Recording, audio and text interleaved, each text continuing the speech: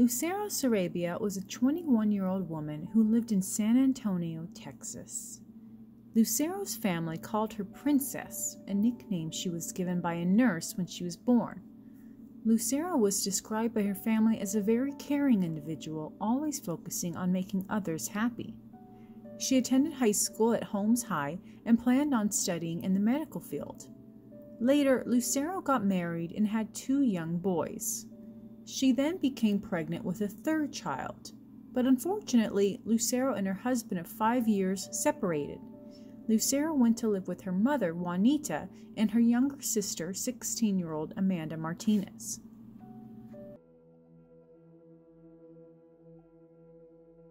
On the evening of Thanksgiving, after having dinner with her family, Lucero went to a party at a friend's home. Around 1 a.m., Lucero called her mother saying that she was now at the apartment of an acquaintance she had met at the party. His name was Richard Chapes. She told her mom that he would give her a ride home soon. Lucero and Juanita said their goodbyes, and Juanita waited for Lucero to return.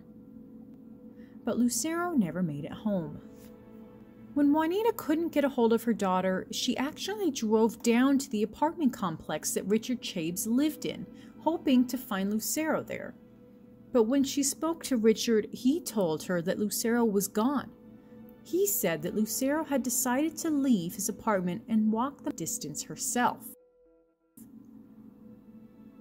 This seems strange because Lucero was 8 months pregnant at the time and had told her mother on the phone that he would be dropping her off. After 48 hours, Juanita and Amanda reported Lucero missing. Officers did a search for Lucero, but they came up empty-handed.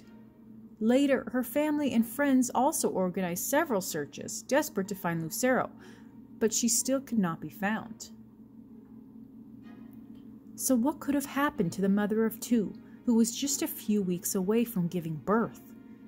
Investigators initially looked at Richard Chapes, the acquaintance whom had promised her a ride home. But there was a problem.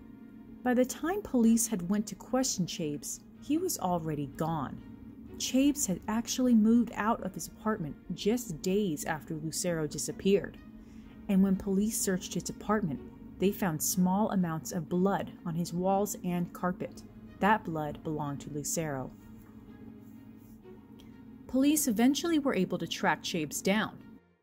But when questioned by police, he had an answer for the blood in his apartment. According to Chapes, Lucero had a bloody nose from an altercation she had gotten into with another woman at the Thanksgiving party. This could possibly explain why there were traces of blood in his apartment.